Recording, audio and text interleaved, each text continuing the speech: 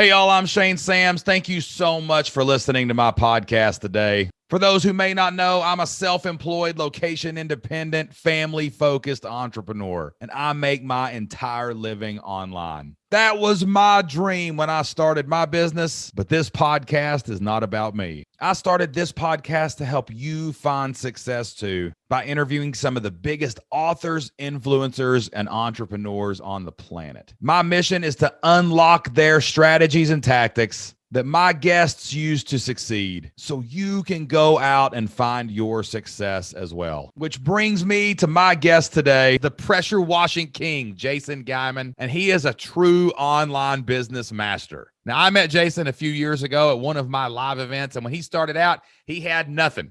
He didn't have any members. He didn't have any online income. He didn't have anything. But what he did have was a great offline business where he was sending out pressure washing crews all over the greater Cincinnati area. And he had built that revenue up to 7 figures. Well, something happened and he had to let that business go, ended up selling that business. And when he was looking for a way to make money, he discovered online business through my Flipped Lifestyle podcast. Well, Jason joined our community, came to the live event, and he buckled down and he got consistent. He got prolific. He got relentless. And he has built an incredible multiple 6-figure membership website. On today's podcast, we're going to learn how Jason built his amazing online business so fast, primarily focusing on YouTube as a content channel. We're going to talk about organic growth, what is working best on YouTube right now to get discovered in search and start building more subscribers. We're also going to talk about YouTube ads. We're going to break down YouTube ads. We're going to talk about what works, what doesn't work, and how we can get better at finding new traffic and new audience using YouTube ads. We're going to talk about what it's like to literally go rags to riches, to grow up in rural Kentucky and all of a sudden strike it big on the internet. Jason is also from Kentucky, so you're going to get a lot of Kentuckyisms today on the show as we break down what it was like to go from normal railroad track, lower middle class jobs to 6- and 7-figure entrepreneurs. And we're going to talk about all the mindset issues and the struggles that cause plateaus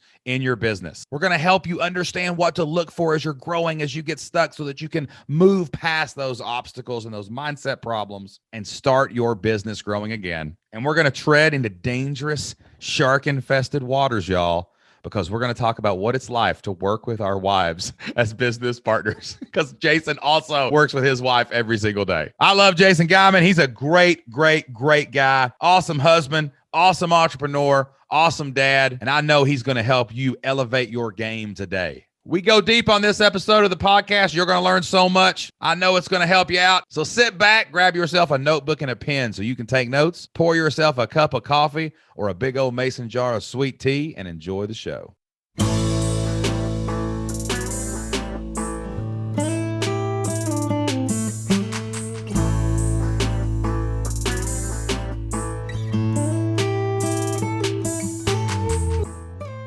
Three, 2, 1. What's up, Jason Geiman?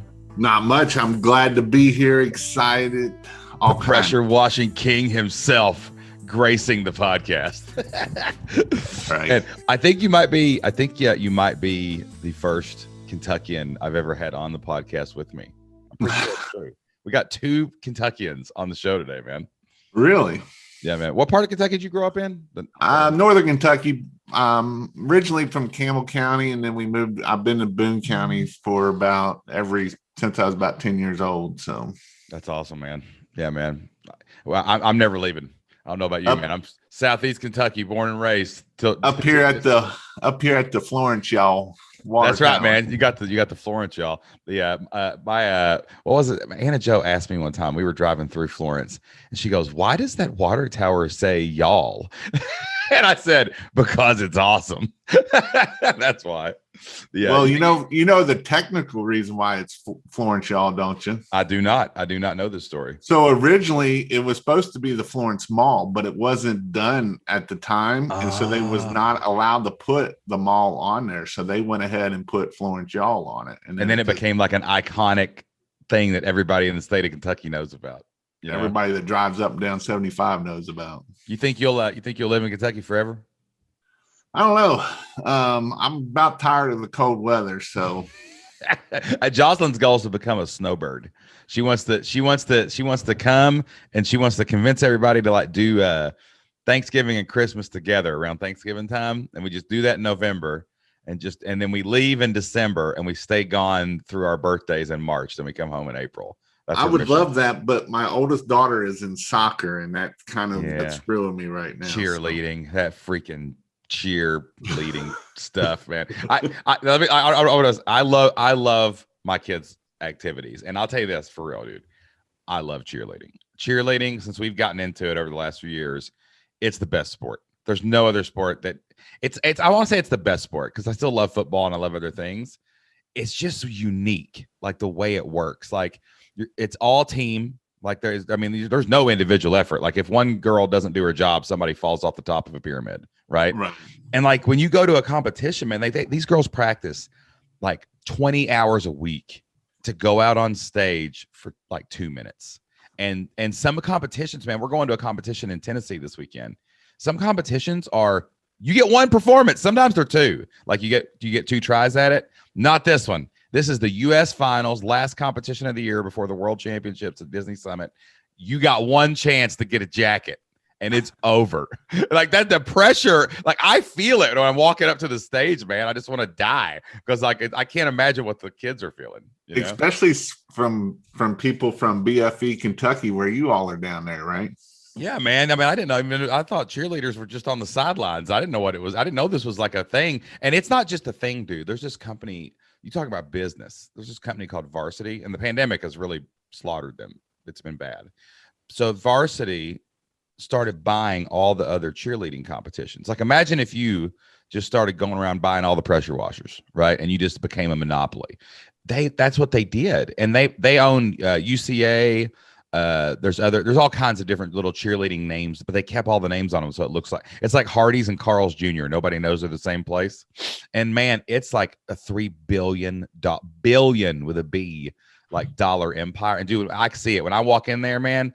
They got shirts, they got t-shirts. These uniforms are like $300 a piece. And when we the competition we go to in Atlanta before the pandemic was like 40,000 kids and parents and everything participating. And it's wild, man. It's like a rock concert. There's 10,000 people in an arena for 8-year-olds cheerleading. It's ridiculous. America's stupid. What are we doing?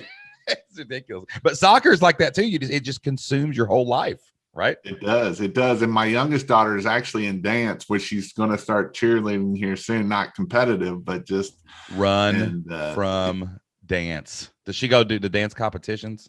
No, it's a Christian dance academy. So they do like one thing or two a year, one in the summer and one in the wintertime. And so her sister gets a lot of time. The older sister gets a lot of mom and daddy time because she gets games every weekend, and where all she gets is, the one time a year. So yeah, man, it's crazy, dude. Yeah, those recitals and stuff. That dance stuff wore me out, man. I loved Ann and Joe doing it. It was cool. You're sitting at the recital and you give her the flowers afterwards and all that. But I was like, man, the day she said, I want to be a cheerleader, and it was awesome. I was like, this is amazing. This is absolutely. I went to the first competition we went to, and I didn't think anything of it. I thought, whatever, they're going to get up there and do it. Then I got in there and I watched, and there was like, you talk about preparation. These teams are in these hallways. You can't move. It feels like Disney at Christmas, and they're over there and they're getting their little spaces, and they're practicing 8 hours before they go on to go through their routine. Just rote repetition over and over and over again. And I was hooked. I was addicted. I cried the first time they won, dude. Just freaking bawled. Just cried, man. Like I felt like my own state championship game. But it was pretty cool. So you've got an interesting story that I really want to dig into a little bit, and then we'll talk about some other things, because I think you and me have a unique perspective on the rags to riches situation. You know what I'm saying? But yours is really cool because you've actually built an amazing physical business, blue collar physical business, to a really super successful thing. So I want to talk about that. And then you built the online business, and it's just become this awesome thing that's got incredible potential to blow up even more. So take me back to before you started the pressure washing business. Like, what were you doing before you started, you decided you want to be a pressure washer, So my trade is I went to I was actually homeschooled, so I was one of those kids before it was really cool way back when. Now everybody's being homeschooled. It's Yeah, everybody, everybody's half the homeschooling right country. now. They're drinking their wine and trying to get through the days. And this was before the parents and the children. I'm just kidding. This was back in the day, that religion was really the reason why a lot of people homeschooled. And that's what I was one of those kids. And so, but through that, I was able to get a full ride through through a college, Northwestern up in Ohio for auto diesel mechanic. I'm really good with my hands. And so I was a mechanic for a while, and I started working on fire trucks, which that led me to become a full-time fireman. And there is where I decided to start my pressure washing business. And was it just for extra money or? And it was just for extra money. My wife worked at Toyota at the time, the one here in the headquarters here in Erlanger before it moved to Michigan, where her job went to. But so we was just one of the guys came in and he's like, man, I want to pressure wash these houses down here. And I worked on heavy equipment and I did plenty of pressure washing. I was like, you're stupid, man. Because I remember pressure washing, you get all nasty, greasy. And I'm like, that's stupid. Well, I started to try to figure out what more about it. And I got online and I started teaching myself. And, this was the day back in forums before Facebook. They had these things called forums for the old people out there. And so I started learning everything. And before this, I'm a very visual person. Don't like reading. I hate reading. I hate it. The reason why I talk about that is because as the story goes on now, I actually enjoy listening to audiobooks and stuff like that. But before that, if it didn't have pictures, I wasn't looking at it.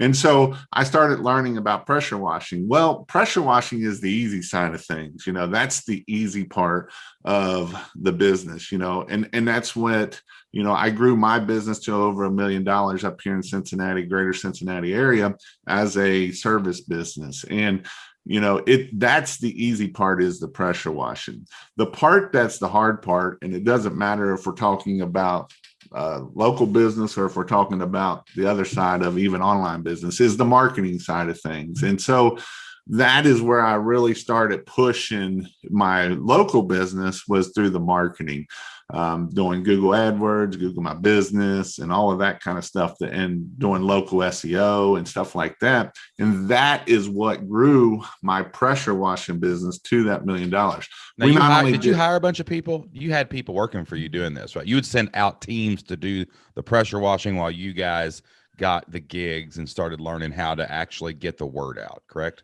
Yeah. So at the end, I had 4 crews going out every day. Wow. And our goal was $1,500 to $2,000 a day per crew. So that's kind of how we grew it.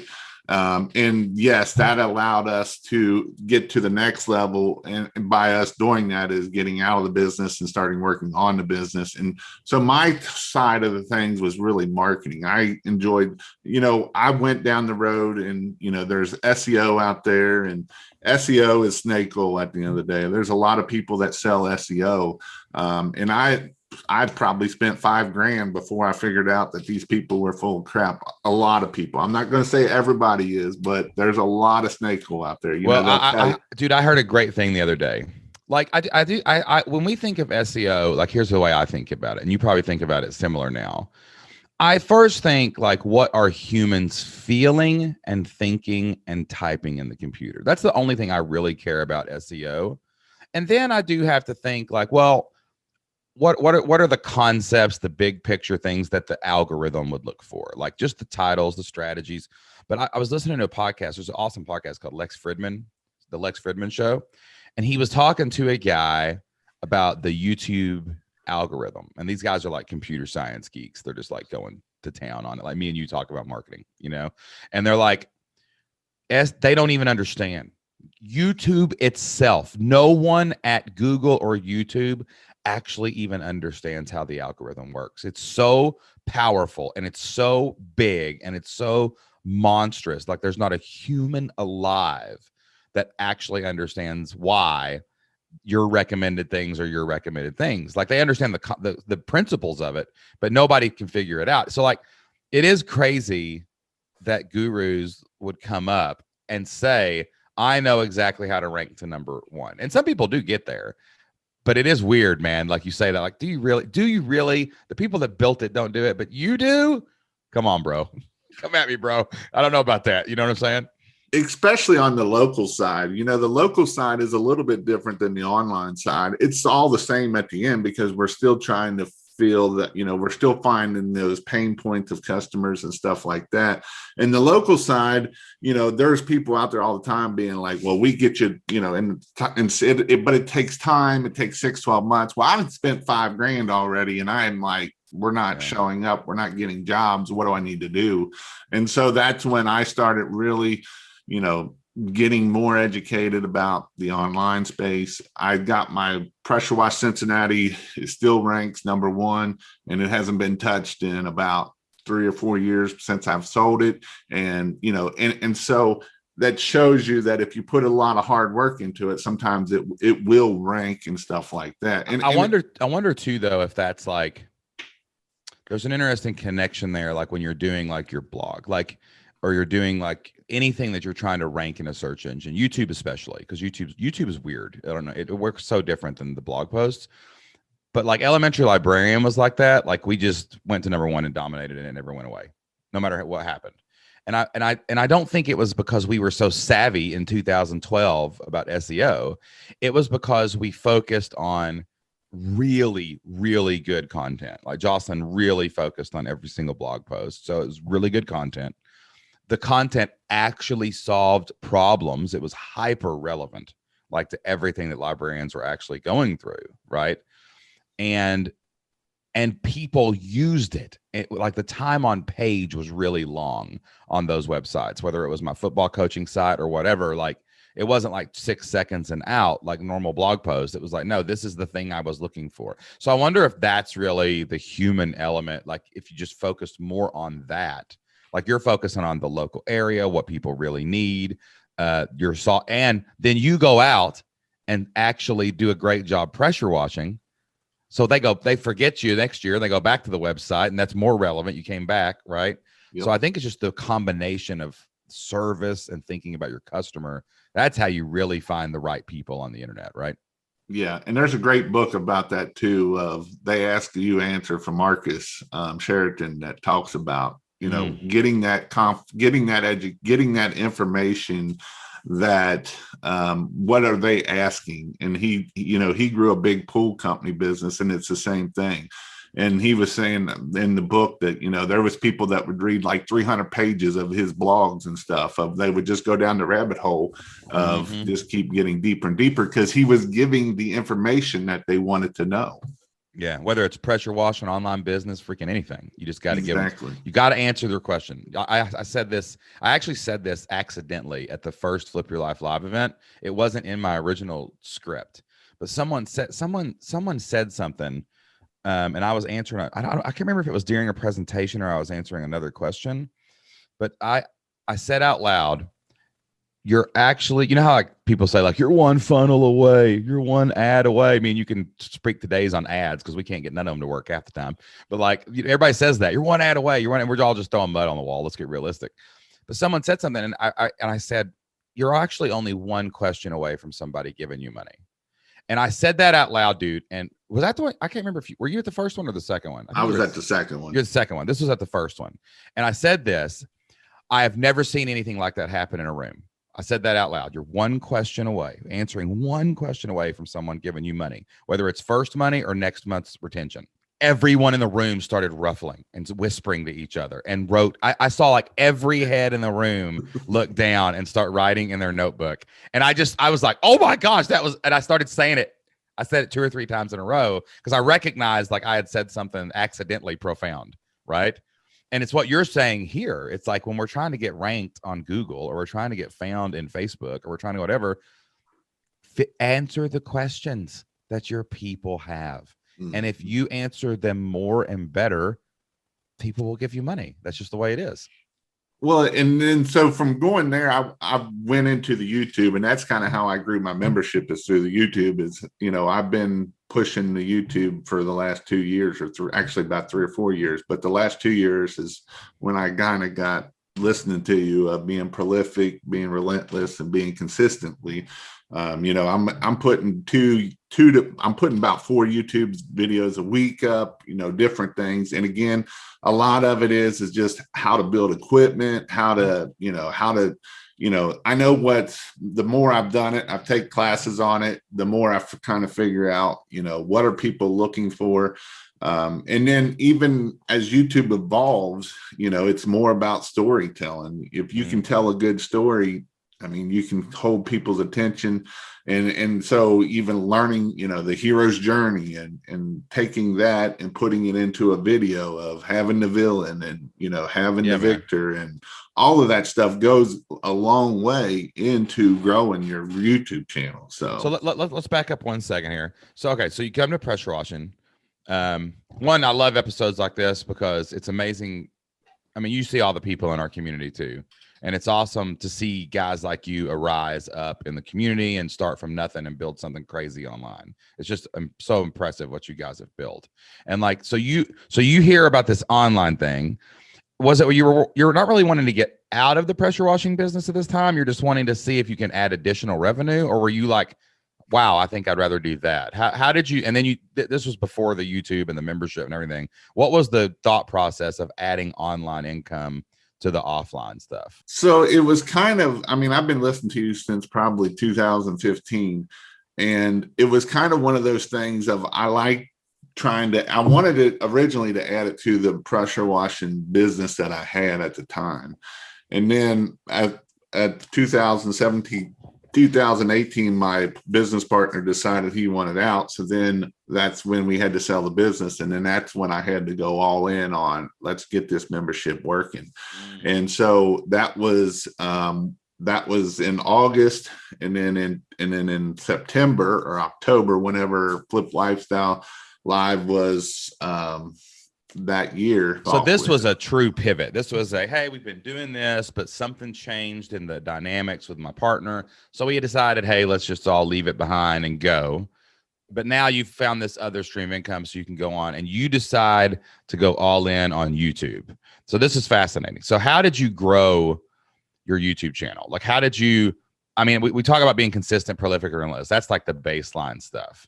But like, what kind of content were you creating? Because I think everybody out there knows that there's 2 or 3 games in town. There's the YouTube game where you're creating content. There's the podcast game where you're creating content, or there's the blog game. Like that's really it. Like everything else is social media and support, right?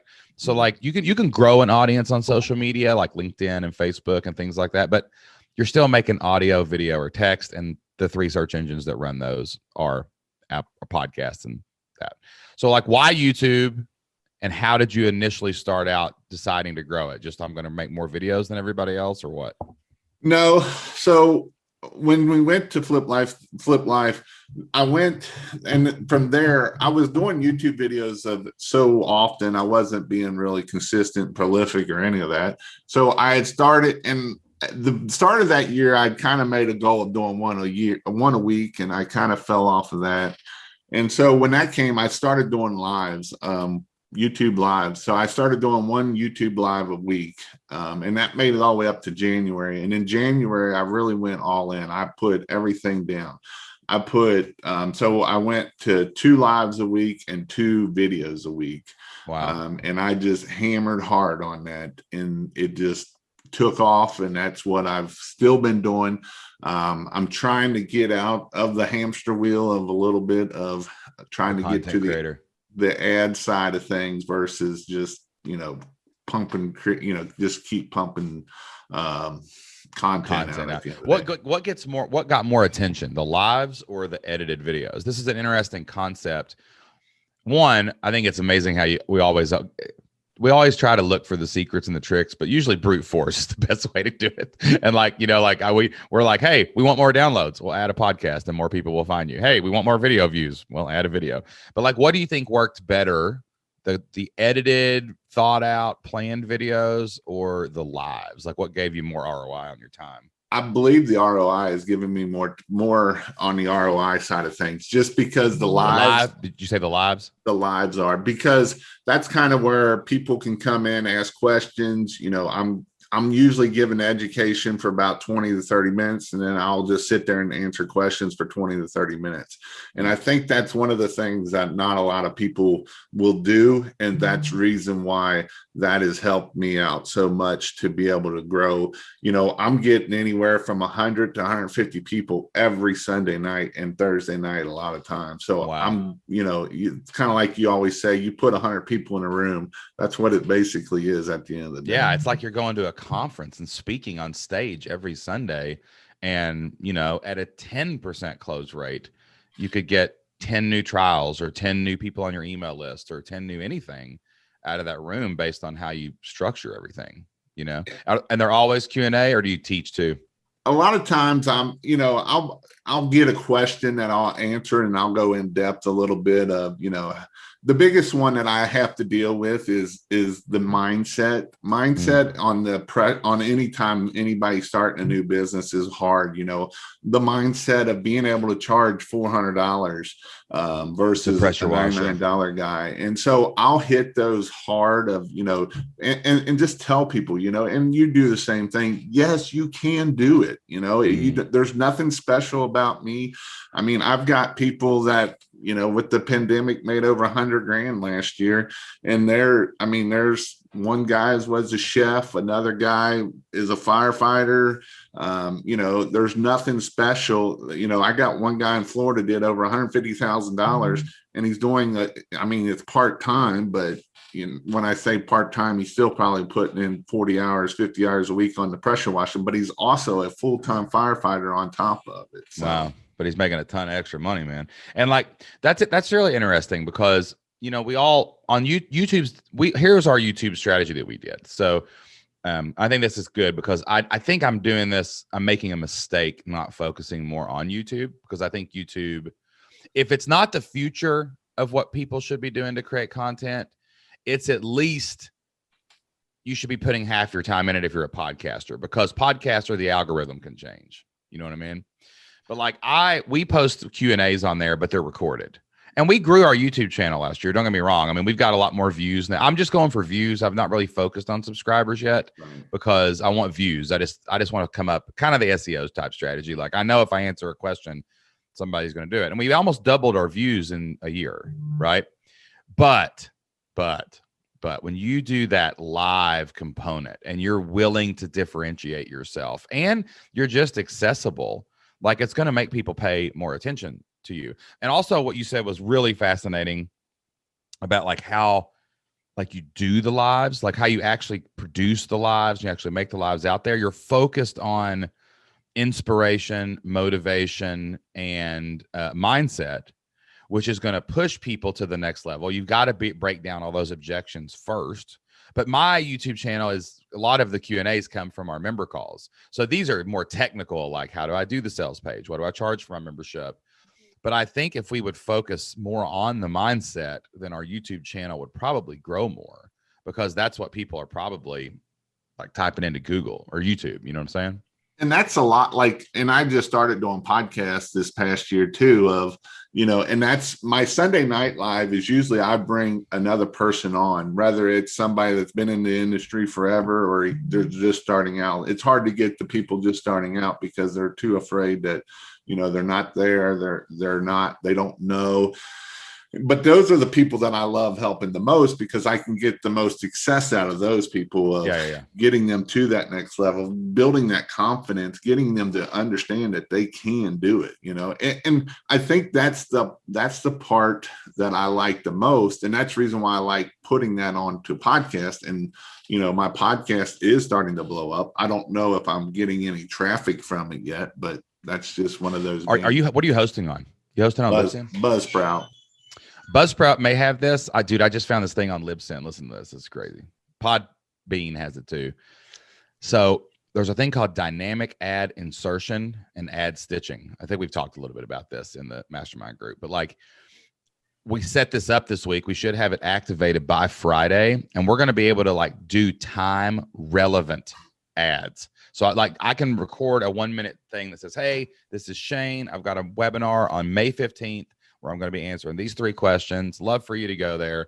go to flippedlifestyle.com/webinar or whatever, right? And that's not even a real URL, so don't type that in, people, as you listen to this podcast. But like now we can do time relevant, time thing, like no replay. It's going to be live. We can do ads for opt-ins. I think we're going to be able to understand the ROI a lot better with this dynamic ad insertion pretty soon. And that might be something you can use to do it, because you can change the ad and it automatically puts it on not just your new podcast, every single podcast you've ever recorded at the beginning or in the middle of that show will get that ad. That's great. That's awesome technology. It's been around for a while, but I've just not had bandwidth to pay attention to it. But we're going to crush it, man. I think doing that, Yeah, I mean, I'm getting anywhere from like 700 a week downloads on it. So, I mean, I know I'm getting people listening to it, and I haven't really changed my ad in the front or in the end. And that's probably something that I need to do to start testing to see. Yeah, the frequency just becomes like ad blind. They get used to the pitches and all that stuff. Let's talk about I'm gonna get into some more stuff. I got some questions that I think that you and I are uniquely qualified as fellow Kentuckians to answer, that grew up probably with not a lot of money. So it's not as much money. That's part of the mindsets that I have to deal with. A lot of people that I'm dealing with are people that are making, $15, $20, $30 an hour. So we're dealing with people that are only making anywhere from $30,000 to $60,000.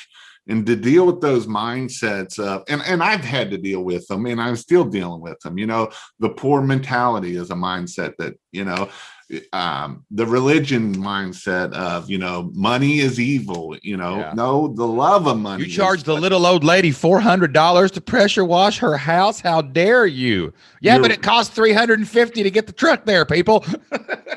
But they don't understand their numbers at the end of the day. And that's the problem. So. All right, let's talk about something more technical first, and we're going to get down the rabbit hole. I got 3 good questions for you.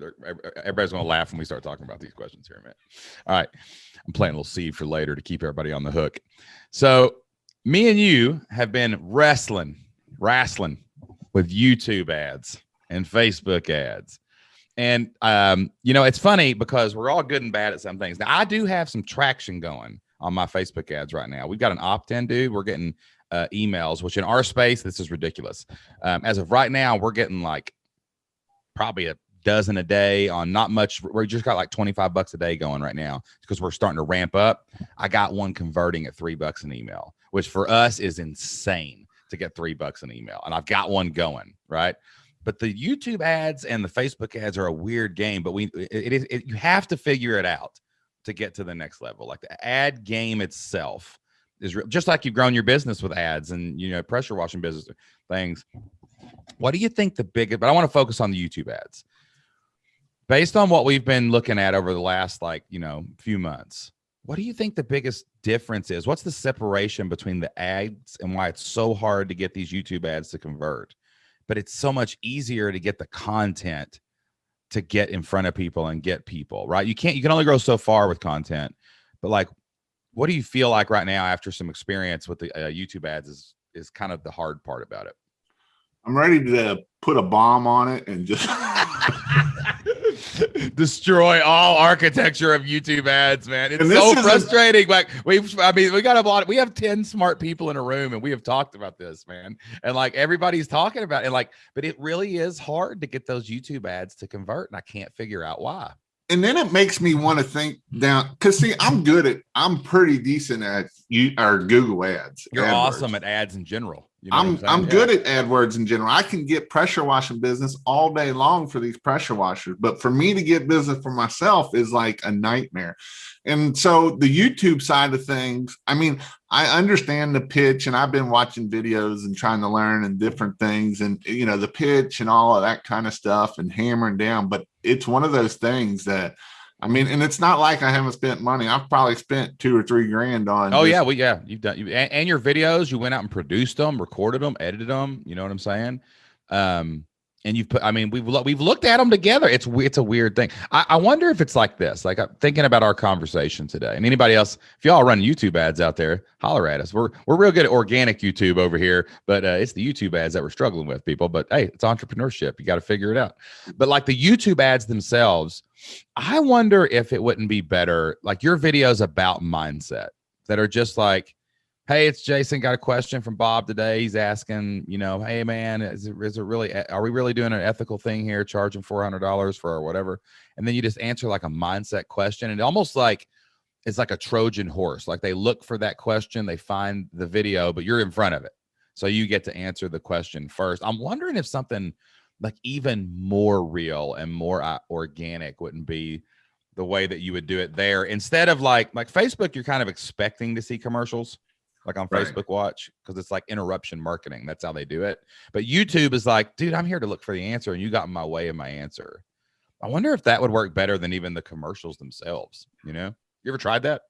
I did. My last one, or the one I got running now, is basically it's an ad. It's on my landing page too, of me doing a video of breaking things down of how to make $100,000 or 30. I think it's $60,000, and the customers you need and just the mindsets. But it's not converting worth a poop. So yeah, man. That's what I'm saying. I wonder if there's this awesome concept called first principles. Have you ever heard this before?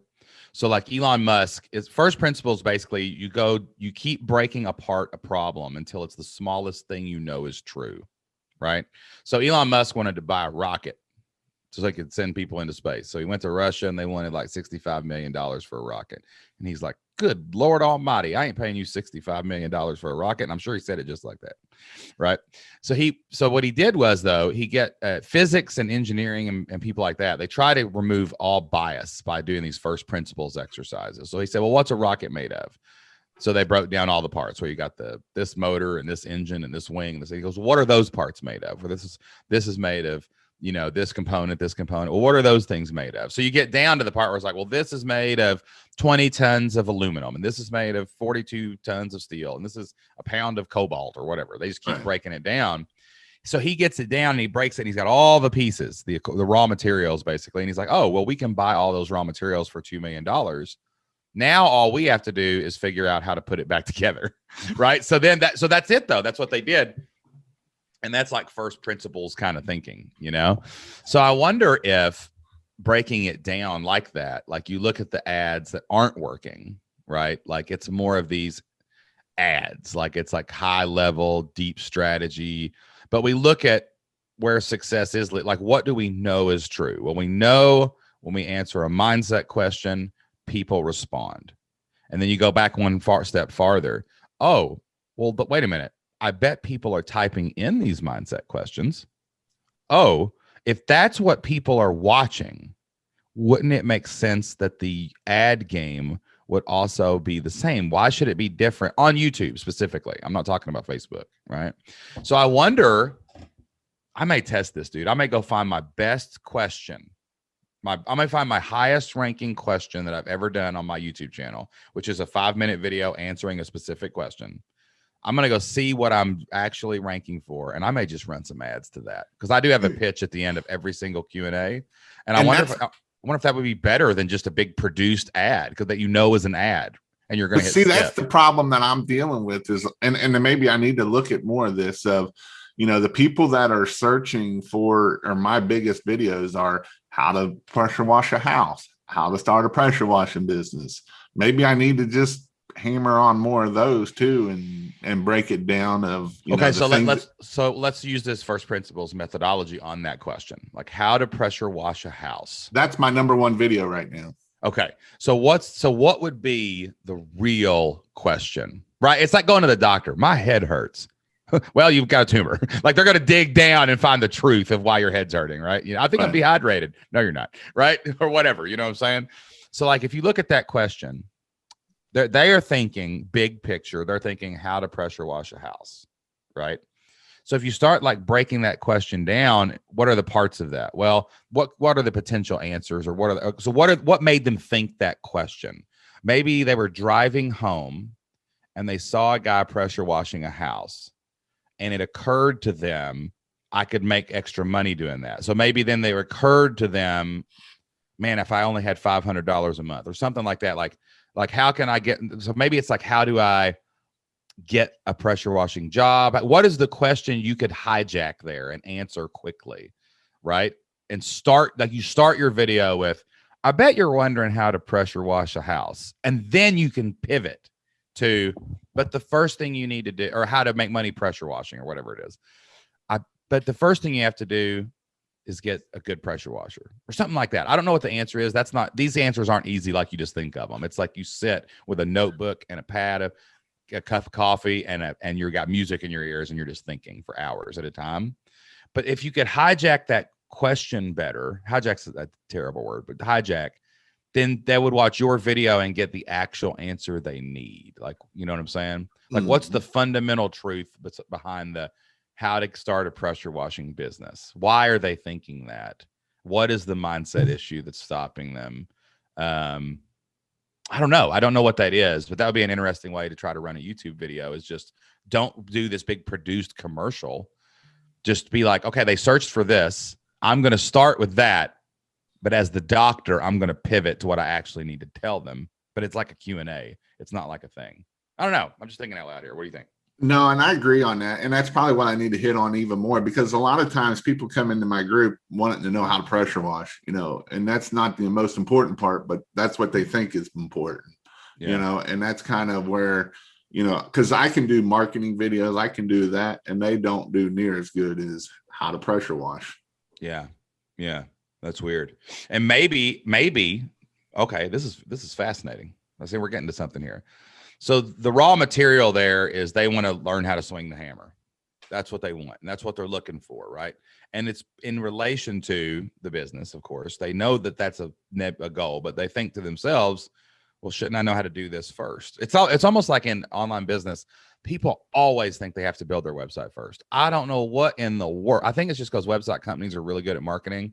Mm-hmm. They always think they got it. I'm like, that's part 5. You got 4 other huge steps you got to go through before you can even think about building a website, right? But if someone searches for, I don't want to start an online business. I got to build a website.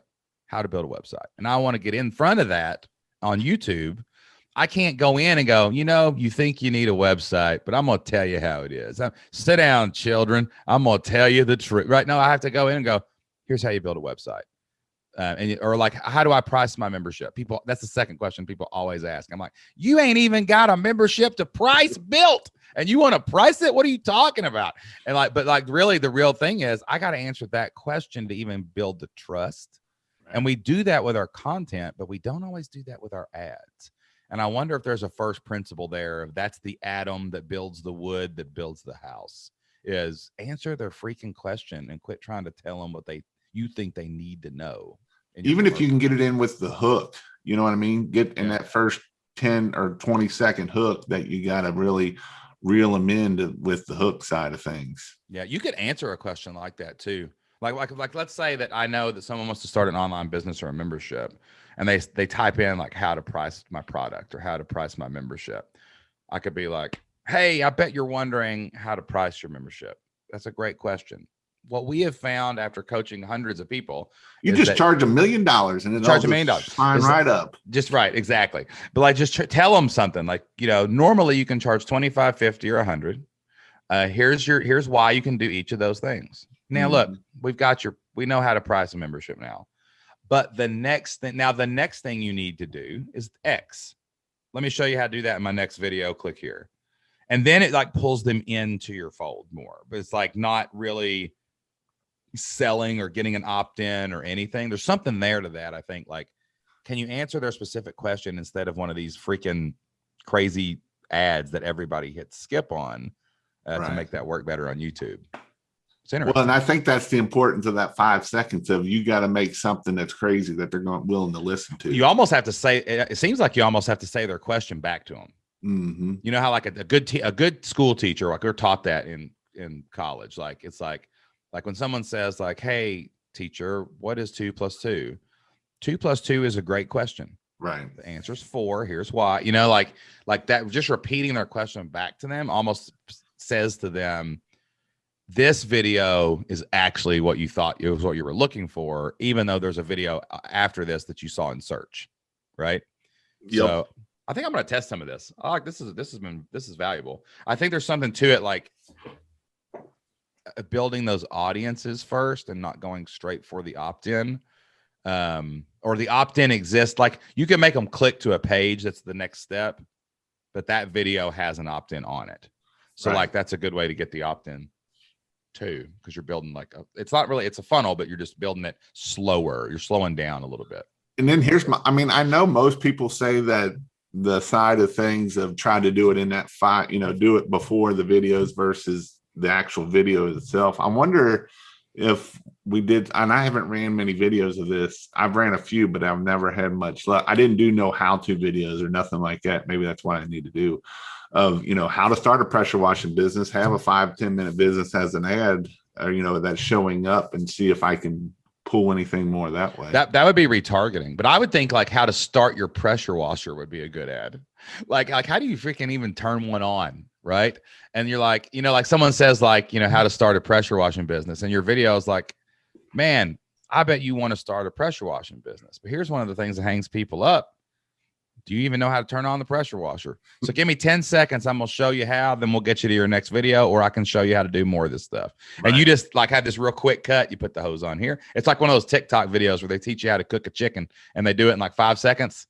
And it's like, whoop, whoop, whoop, whoop. And then you're just popping there, man. I teach people how to do this. You can go watch this other video, but the next step after you've learned how to turn this thing on is you learn how to get it on the truck. Let me show you that. Click the link below and I'll show you the video. But that goes to the page off YouTube, right, where the opt-in is, but you've got that video waiting on them there, and then they're ready. Then they're primed to like give you that opt-in. Like that seems like a much simpler way to do the ad than to make a big pitch at the beginning. It's not as aggressive.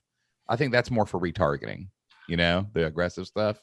Yeah, I agree on that, because that's one of those things. I mean, I get people, some people think that I love the people, you gotta be a mechanic to do all this stuff. And I mean, it does take some skill to be able to do it. But I mean, I got a guy that just went through, I do an in-person training too, about once a month. And I really like doing that because it kind of gets me out of the garage here where I know it looks like a nice wall here, but it's actually a green screen.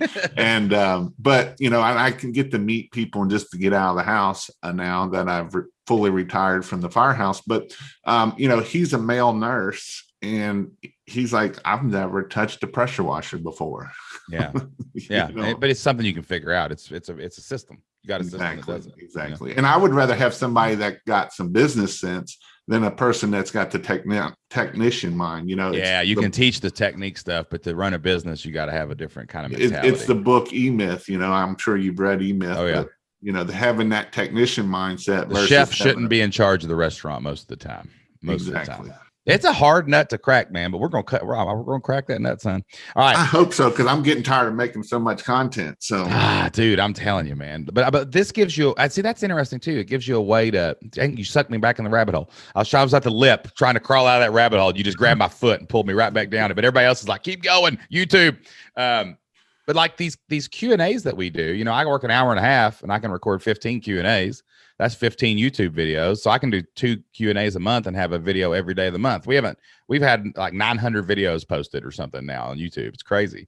But how much does that really help? Is it taking off at all, or is it? I know we've tracked it, and we know we get members from it. Not a lot. It's a percentage point. I mean, it's 5% maybe of all the people that ever sign up.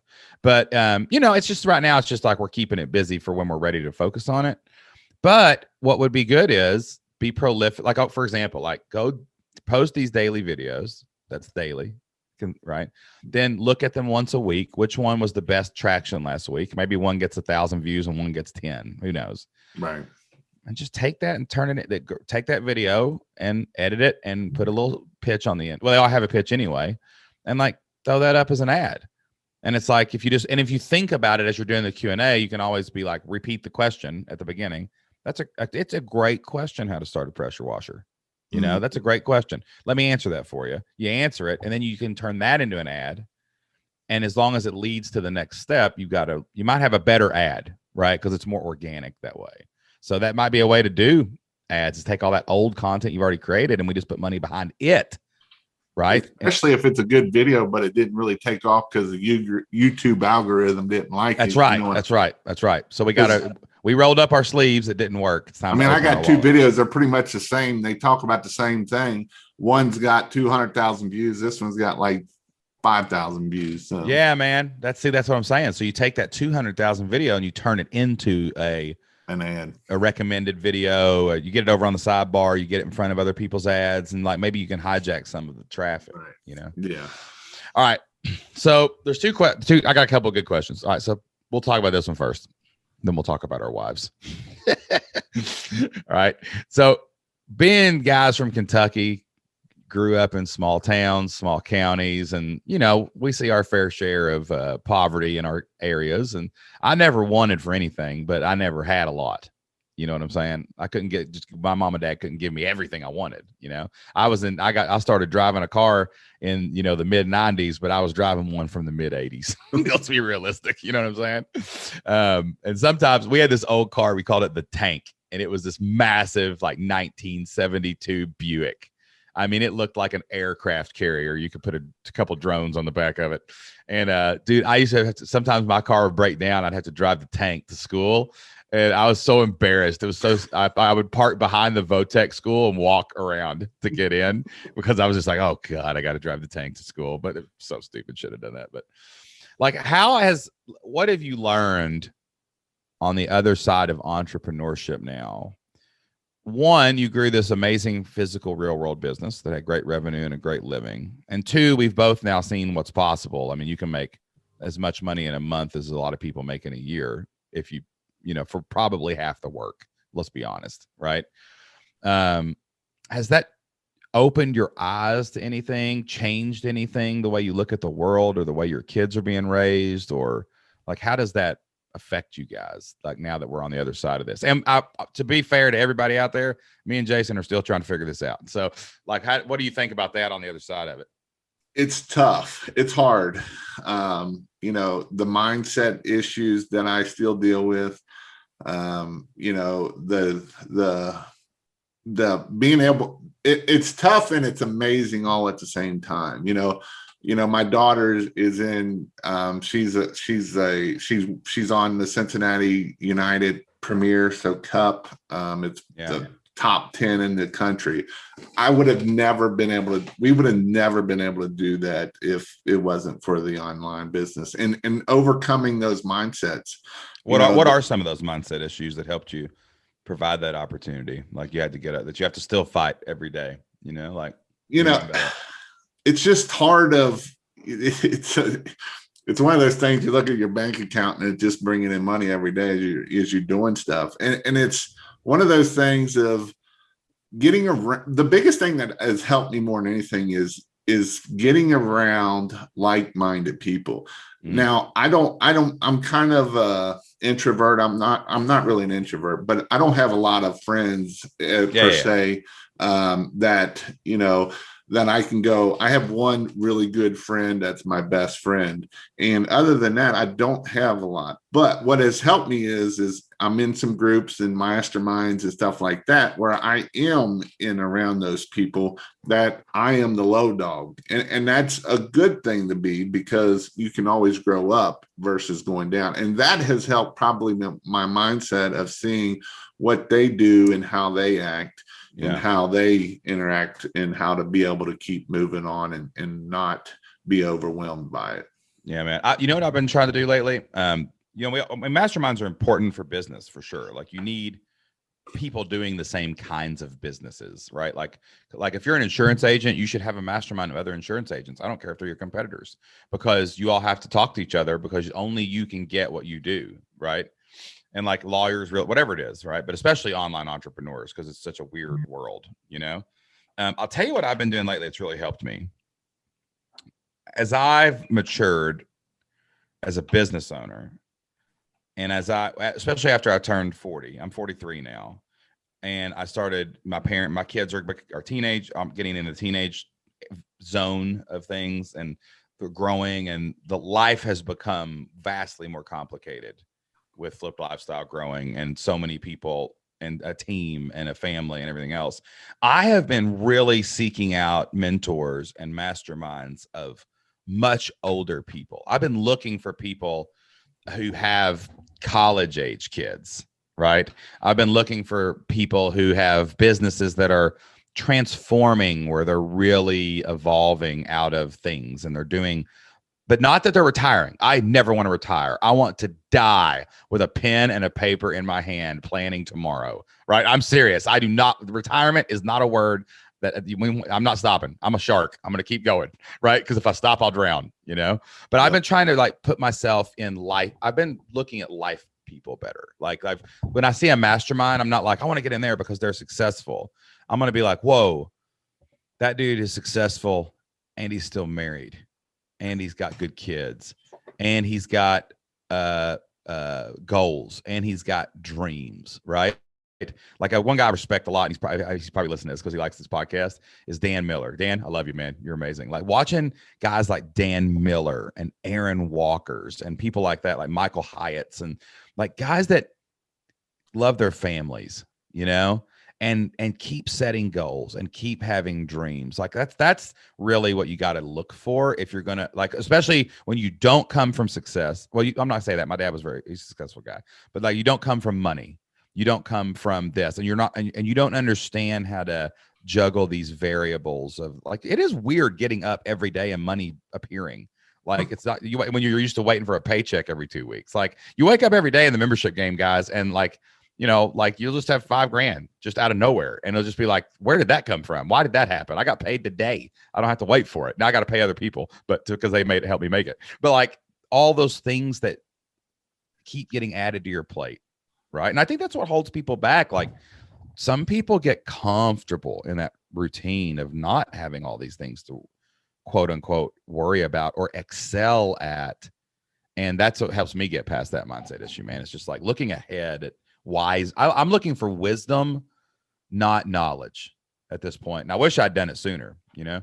I agree. And, you know, it's one of those things that I look at too of, how can I help other people, not just in the pressure washing business, but help? And that's kind of helped me look at other things too on the side of that way too, you know, because I mean, I do have some hobbies. One of my hobbies is I'm on Boone County Water Rescue here. So we go out and do that kind of stuff. And it's not the fun stuff at all.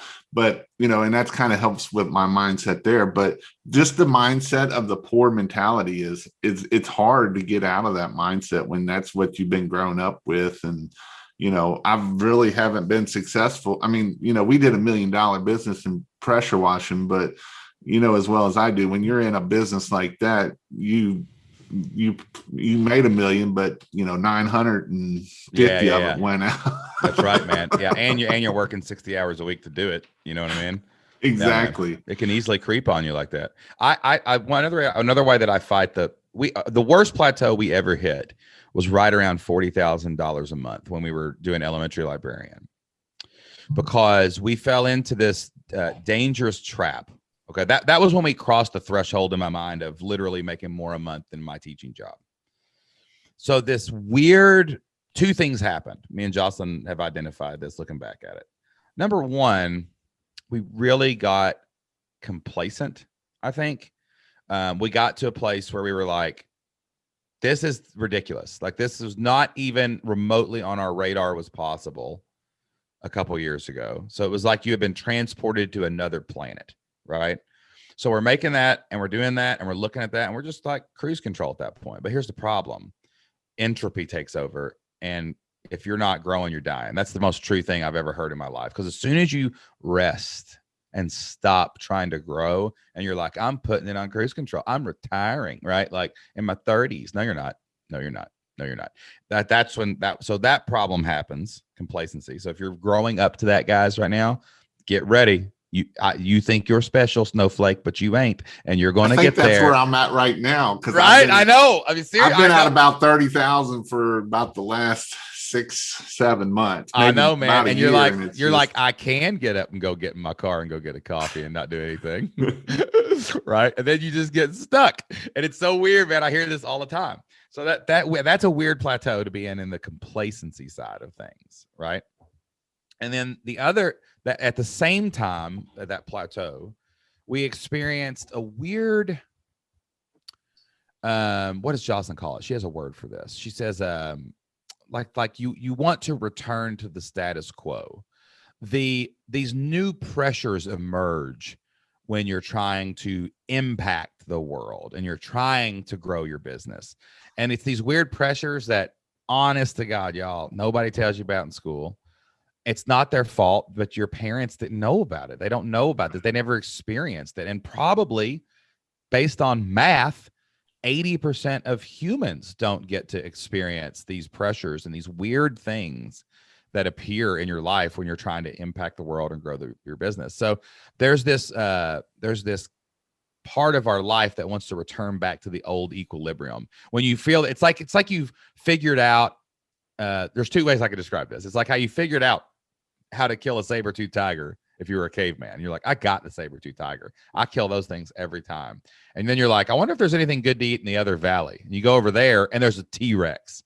And you're like, oh God, I'm going back to my old problems. That saber-toothed tiger was way easy to kill. I'm gonna go kill that guy. Right? That's like, but it's also like in parenting, just when you think you've got one stage figured out. 3 years old, man, I got this. This is crazy. Then something triggers in their brain and their body and they change and you're not prepared for it. And a new problem emerges that you just don't even understand. Right. But in that issue, you can go ask your parents what happened. But in the other issue, you can't because nobody in your immediate circle can really go. So you got to seek those mentors out and do that. But it's a weird thing, man. I mean, you're not alone, dude. I feel it even at the stage right now. I feel it like, it's like bizarre. Sometimes you just want to crawl back and be like, I can be a fireman on the truck and not do anything. Don't have to worry about nothing. I could be coaching football on Friday nights and just be broke. Oh man. I get exactly right. I just be broke, man. And but sometimes too, I think like your heart's amazing because you want to impact people and you really want to help people. And that's how my mission is to help people. That's all I want, So impact is a weird thing to grow too. Money sometimes I feel like is the easier thing to stabilize and grow at times. But like impact is weird, man, because sometimes you're trying so hard to get more people to pay attention to what you're saying. And it's hard to, it's almost a more zero-sum game because these knuckleheads that are preaching horrible gospels like Gary Vee and all that stuff, like these people are hurting the world and you're trying to like, why are they paying attention to them but me? And that's the thing that I've been hitting here lately, because there's been everybody and their brother wanting to start up a business kind of like I'm doing right now in the training world, of even on the pressure washing side. And, they're starting up their YouTube channels and stuff like that. But then I'm going to go back to the ad side of things. It's like, I need to push them to do it more so I can put my ads on their stuff. And then that I definitely don't have that scarcity mentality. It's more the fight or flight. It's like, because I mean, like I could do it. I've told Jocelyn this before. I mean, we could do like coaching and just do like 3 groups and probably make plenty of money, Right. But that doesn't give you your real goal of impact and things like that. It's a weird thing, man, and think about this. Everybody talks about the 1% and then there's the 9% and then there's the 89%, right? Or whatever. I don't even know if that math added up right, Kentucky math. That's Kentucky math, baby. You get it. You understand. 85% of people do not have the experience or people in their life to help them through entrepreneurship. You know what I mean? It's like 4% of the world are even entrepreneurs. So it's just really, really tough when you come from a normal middle-class background and in your 30s, you decide to do something different.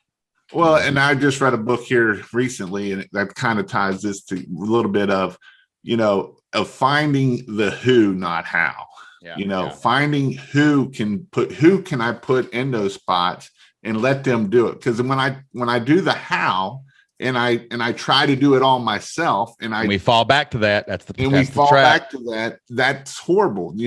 If I can find the who and put all of the responsibility on them, that is the important part, because then they will thrive right then. Because, for even building a website, I can tell you how, but if I put somebody that's in charge of that, of who can do it and let them do it and be awesome at it, then it will be awesome at the end of the day. Because you don't have to figure out everything yourself. You just got to find the people that can help you. Exactly. And that's the thing that I've been dealing with, is trying to get out of doing everything myself. And But that's hard for me. That's how you have to run a business until you get to a certain point. And that's just the way it is. All right. So our most important who's, and we'll finish up with this because I think this will be interesting to people, is our who's are our wives, because without them, we're probably going to be homeless. So, but like, what's it been like working with your wife? Did you all work together in the pressure washing business too? Very little. No, she did a little bit, but not much. So now, though, I mean, you got your wife is basically your life partner, parent partner, business partner. You're all hanging out every day, doing things together. How has that changed your life for good? Changed your life for difficulty? Because it is, Jocelyn always says, we bring out the best in each other, but occasionally the worst, right? So how's that been like working with your spouse? It's good.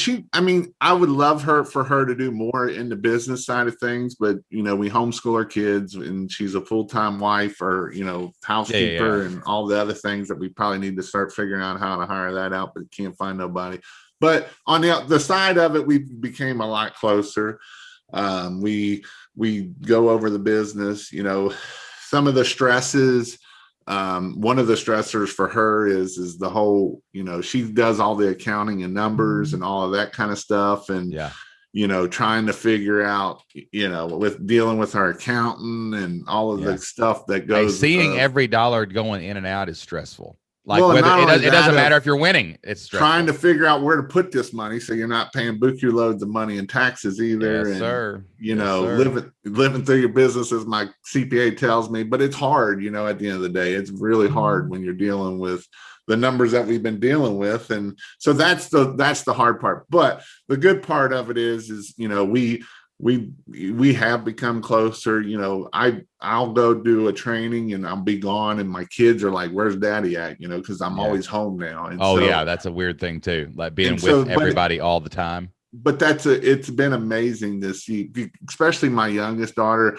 My oldest daughter loves me to death. My youngest daughter, she care less about me. Not really, but that's the way she's just got that attitude, that mentality of it. But even her, like, I'll go away a day or two and she'll be like, "Where's Daddy at?" Before she'd be like, Anna Joe's like that too. She's so independent, but when I'm gone, she's like, "What? Wait, what's happening around here?" Exactly. And so it's been my wife and I have, like I said, we've come close. We try to do a trip at least quarterly, just us to go work on business side of things, planning, figuring out what we can do to do better. It gives her a little bit of time. She's really good at writing emails, stuff like that. So she can do a lot of that stuff at the end of the day. Yeah, it's a dance, I wouldn't change it for anything, but it is a dance, especially when you have two ideas of what to do next and you got to like navigate that. I mean, it's like a business partner, but the problem is you live and go to bed with your business partner. So it's like, you got to watch the boundaries are weird, man. Like of how you go in and out of, like, I'm parenting 1 minute, I'm husbanding 1 minute, I'm business running 1 minute, I'm leading a team 1 minute, I'm serving my community 1 minute. Like, and there's nobody to teach you any of this stuff either. Out there at the end That's even a rarer air is husband and wife running a business together. It is tough to find that, man, where you're actually blending it all. And like you have like some people who like have defined roles, like don't even talk about business with their husband, even though they work at home, or their wife or whatever, both ways. And like, I know why. We've got a friend whose husband is the opposite, takes care of the kids, does everything, and she runs the business. And they love it. It's amazing. And it's like, but that's just when you combine the two, it's powerful because you have both people. And when you have two really good people in one place doing one thing, it's amazing. But man, it can be super. And she's my best cheerleader too, and that always helps me out too, and I mean, I get emails all the time telling me, "Hey Jason, I made $20,000, it changed my life," and so sometimes she gets aggravated. She's like, "Yeah, you get all these people telling you about all these great stories and success stories, and they don't see me doing the book, so you can do all those things." That's what I'm talking about, right? Yeah, man, it's weird, man. It's just the weirdest. It's just absolutely the weirdest situation ever. But man, I wouldn't change it, dude. Like this weekend, it's funny how your schedule works. Like I'm going to the wilderness down in Gatlinburg this weekend, and we're going to we have a cheerleading competition on Saturday, but we're going to spend a couple of days there. And I got some stuff I got to do, right? So one morning I rented a cabana so I can sit in the cabana, and then I can go play and ride slides, and then me and Jocelyn can, go hang out while Anna's up on stage or whatever, and like, it's like this weird thing, man, where you've got to really be able to block and switch and shift and pivot and, and then you got to figure out when they're mad at you. Like, are you mad at me because of something I did in the business or something that I did as a husband? Did I parent? What did I do wrong here, baby? And like, you got to figure out, like, there's more like to filter through, like to understand. And even with the entrepreneur mind, it never shuts off a business wise. I'm always thinking man. Something, and she'll be like, "Will you quit thinking about business?" I'm like, I can't. It's my hobby. I told Jocelyn that one day. I said, "Listen," because she was like, "What are you doing?" I'm like, "Jocelyn, I try. I do. Like, sometimes I can turn it off when I'm playing Xbox with my brother, like, but I can't turn it off most of the time. I just cannot, because I truly like the last 2 days. This is no joke. I have been so in flow podcasting the last couple of days. I've been doing all kinds of podcasts and videos and stuff. And you know me, man, I love video and talking, right? Dude, I forgot to eat 2 days in a row. I did. I forgot to eat 2 days ago. I got home and I was like, why am I so hungry? And I hadn't eaten. I did the same thing the next day. And I'll tell you right now, man, it's almost noon and I still haven't eaten. So I'm going to have to wrap this up, man, because I'm not going to eat no food today and I'm going to keep getting skinny. That might be a good thing. I don't know, man. Hey, brother, listen, man, I'm proud of you, dude. You all have done some amazing things. And, I know that, like, you're on the roller coaster now and it's just ups and downs and crushing it. And I have no doubt you're going to grow this into something crazy, even bigger than it is right now, man. And I always use you as an example everywhere I go, man, of what's possible online, because I have talked to you in person when you were almost at zero, right? And you did the work to become a membership master and create these amazing opportunities for your kids and these awesome opportunities for your marriage and your spouse and for you guys to work together. And you're out there really doing a big thing in the world, man. Not everybody can do what I teach, right? Online. Not everybody can be an online entrepreneur. And there's this whole other group of people out there that could be an offline entrepreneur. And like, you're really, really serving an amazing group of people and helping them do that, dude. So thanks for coming on the show, man, and talking. Appreciate it. And can't wait to see what happens. Hey, if anybody wants to be a pressure washer, tell them where to go. KingofPressureWash.com. He's got the best t-shirts in the industry, people. I'm telling you. He's got the crown and everything. It's amazing. All right, y'all. That is all the time we have for this episode of the show. Thank you so much for listening. I hope you found today's podcast valuable. If you did, could you do me a favor? Go subscribe on Apple Podcasts or Spotify. And if you could, please leave me a 5-star rating and a review. I read every single review and I cannot wait to read yours. After that, go tell a friend about the podcast and have them do the same. I'd also love to connect with you on social media. You can follow me on Twitter at Shane_Sams. Feel free to tweet me at any time. And if you want to learn more about how I became a self-employed, location-independent, family-focused online entrepreneur, and if you want to find out how you can do the same, head over to ShaneSams.com. That's ShaneSams.com, and learn all about my online business coaching community. Head over to ShaneSams.com and learn all about my community and my online business coaching program. That's all I've got, y'all. Thank you so much for listening. Until next time, remember these words I live by. Dream big. Take massive action. Be consistent. Be prolific. Be relentless. And do whatever it takes to take control of your life and change your family's future. I'll see you next time.